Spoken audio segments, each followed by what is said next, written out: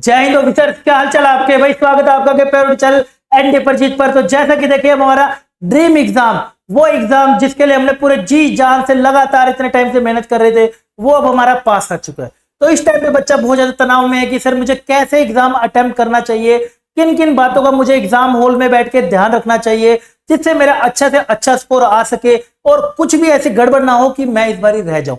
तो ध्यान से सुनेगा, कुछ मैं पॉइंट्स अपने पर्सनल एक्सपीरियंस से और काफी सारे बच्चों से डिस्कशन करने के बाद इतने सालों से, तो मैं आपके साथ कुछ शेयर करना चाहता हूं। क्या है वो पॉइंट, ध्यान से इसको एक बार सुनने की कोशिश करिएगा। सबसे पहले देखिए आता है जी किन किन बातों का आपको ध्यान रखना है। अगर आप कोई भी पेपर स्टार्ट कर रहे हो ना, तो हमेशा उसको स्टार्ट करा करो स्पीड से, यानी कि पहले क्वेश्चन से ही अपना स्पीड बना के चलो।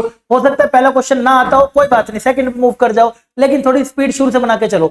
ऐसा ना हो कि आप बहुत ज्यादा अपने स्लो पेस का अंदर आ गए और स्लो पेस के अंदर क्या हुआ, पहला घंटा खत्म हुआ और सिर्फ 12-13 क्वेश्चन करे। वो चीज बहुत ज्यादा स्ट्रेस क्रिएट कर देती है पेपर के अंदर। उस टाइम पर आप कुछ नहीं कर पाओगे जब ऐसी सिचुएशन में फंस जाओगे तो। राइट, तो स्पीड आपकी पहले क्वेश्चन से बनी होनी चाहिए। दूसरा आता है डोंट स्टक। डोंट स्टक का मतलब है कि अगर आप कहीं पर भी, कई क्वेश्चन होते हैं जैसे आप करते जा रहे हो और आपसे नहीं निकला, आप उसको फिर से अटेम्प्ट कर रहे हो, फिर से नहीं निकला, फिर से करो, नहीं मत करो। कई बार क्या होता है, जैसे कि आप भी देखते हो, हम अगर डेली के डेली हम जो अपने प्रैक्टिस सेशन कर रहे होते हैं उसमें भी आप देखते हो कई बार क्वेश्चन उस टाइम क्लिक नहीं करता, लेकिन जब दोबारा घूम के आप वापस आते हो तब आपको क्लिक कर जाता है। राइट, तब आपको वो क्लिक कर जाता है। तो इसलिए रुकना नहीं है। हो सकता है 10 क्वेश्चन भी ना हो, कोई बात नहीं, आगे बढ़ते जाएंगे। अगले बढ़ते बढ़ते कैलकुलेशन मिस्टेक, थोड़ा सा कैलकुलेशन मिस्टेक पे ध्यान देना।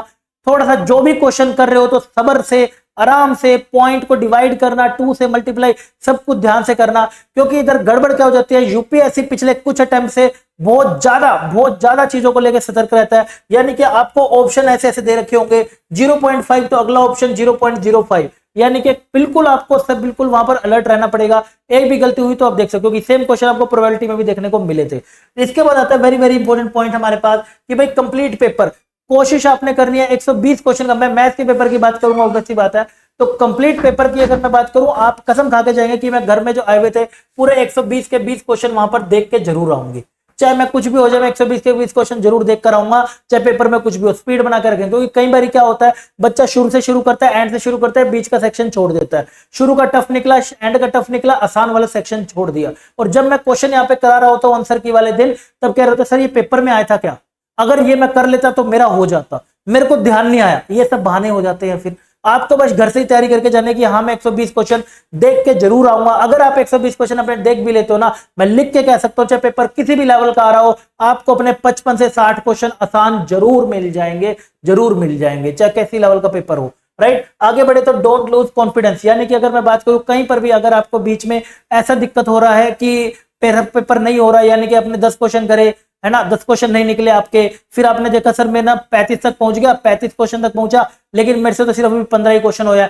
कोई बात नहीं, अगर तुम्हारे लिए मुश्किल है तो वो सबके लिए मुश्किल है। तो उस टाइम पे कॉन्फिडेंस लूज करने की जरूरत नहीं है बिल्कुल भी, ऐसा कि सर मेरा नहीं होगा, इस बार ही नहीं होगा। लगा रहे बेटे, जब तक मैदान में है ना तब तक तू जीत सकता है। जब तक मैदान में, अगर तू खुद अपना पेन रख देगा तब तो बेटे वैसे नहीं जीत सकता। आखिरी तक पूरी, जब तक वो 2.5 घंटे है उसके अंदर पूरा सफर अपना मैथ्स के पेपर के अंदर बना के रखिएगा। एंड ओएमआर केयरफुली, भाई ये सबसे इंपॉर्टेंट पॉइंट है, इसके ऊपर मैं अलग से वीडियो लेकर आ जाऊंगा। ओएमआर को ढंग से भरना, क्योंकि आपका जितना आता है कितना नहीं आता सब कुछ डिसाइड होगा आपकी ओएमआर से।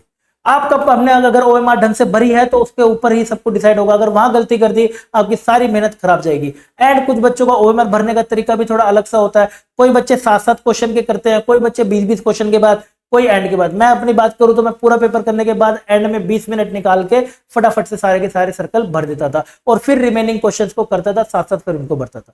राइट, तो ये कुछ पॉइंट थे जो मुझे आपके साथ शेयर करने थे। आई होप आपको अच्छे समझ आ गया होगा।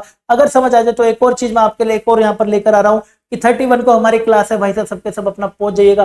पूरे फॉर्मुलाज एंड ट्रिक्स हम वहां पर कर रहे होंगे, तो लिंक आपको डिस्क्रिप्शन में दे रखा है, जाके वहां पे पहुंचिएगा। सबके सबको मिलता हूं मैं वहां पर सारे फॉर्मुला ट्रिक के साथ। अकेली क्लास आपको 40 से 50 क्वेश्चन करा सकती है। बाकी सब बताइएगा कमेंट सेक्शन में आपको ये सब कैसे लगे, कुछ एडवाइस जो मैंने बताई आपको टिप्स कैसे लगे।